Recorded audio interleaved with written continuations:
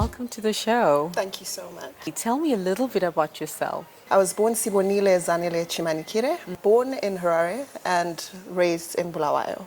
I spent a bit of my childhood in Botswana for about 7 years. I've been in Johannesburg for about 8 years now. That tells me quite a bit about you, Bonnie, that you are quite a Nomadic. Nomadic. I always try my best to fit in traveling in my schedule. What kind of business are you into? I founded a women's event called the High Tea, which is an empowerment event for women because I realized that women don't have a particular event that caters for them that combines both business and pleasure and fashion. Is it something that you always wanted to do? Or It's you kind of something stumbled that into it? I always wanted to do and that I knew deep inside I wanted to do, but I was held back by fear. Fear of the unknown, fear of what if things don't work out. And last year in May, I was forced into entrepreneurship because the company that I'd been working for a very long time shut down. So I found myself unemployed, no package, no rent for the next month. So I had no choice. I went ahead and I did it. But you still had to have a vision. I had a laptop and I started to devise ways of which I would make money. And one running thing already was the High Tea. The High Tea runs quarterly. We only started breaking even last year. So it wasn't particularly a cash cow. So that made me just go deeper in my thinking and I started selling African jewelry online.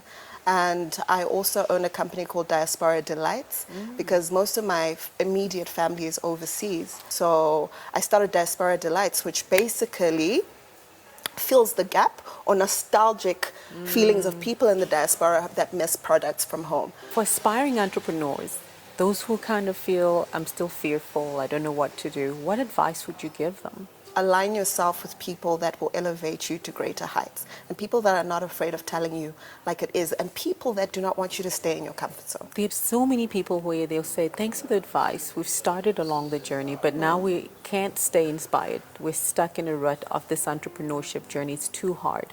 What advice would you give them? First of all, Rome wasn't built in a day. In as much as I'm an entrepreneur now, at face value, I might seem like I'm successful, but in reality, I'm not yet where I'm supposed to be. So I constantly have to plan. It's not easy. And I'd also say get a mentor. Get someone that you look up to, whether business-wise or in your professional life or personal life. Someone that can hold you accountable. Wow. Things like Instagram, they're great tools. Another thing that I'd like to add is keeping abreast of trends. Yeah. You know, there are so many apps out there that can help you. So as an entrepreneur, be prepared to burn the midnight oil. Do your research. Be tech savvy. Just stay ahead. Great of advice. Everyone else. One of the things that's powerful about vision boards is that it gives you a visual representation of what you would like, things that inspire you and where you're going. We're going to show you just an example of what a vision board looks like. Basically from the magazines that you gave me, I cut out things that stood out for me and are in line with my short-term goals. I chose this picture of Koko Esther Mahlangu. As you can see, she's wearing traditional garb and it's colorful with amazing shades. Because I've been going on a journey of self-discovery and being unapologetic for who I am and being multifaceted. I see you've got an image of a car. What was your thought process around that? Well, I've been driving the same car for over 6 years and it's small.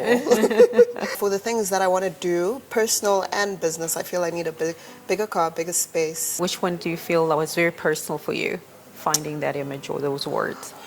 Sorting out my life. Sometimes I get overwhelmed in my thought process. What should I do? What should I leave? So I think it's really important for me to just clutter down and work step by step in picking out what's important for me at this moment. Many people put their goals down and then they get overwhelmed at how big those goals are. Are they really achievable? And it's really setting them down and writing them down into bite-sized chunks and where you say, okay, this is what I want to do to sort out my life. So you start working bit by bit. Start from where you are, where you want to go, and then break it down into milestones. And you'll find before you know it, you're going to be achieving your dreams.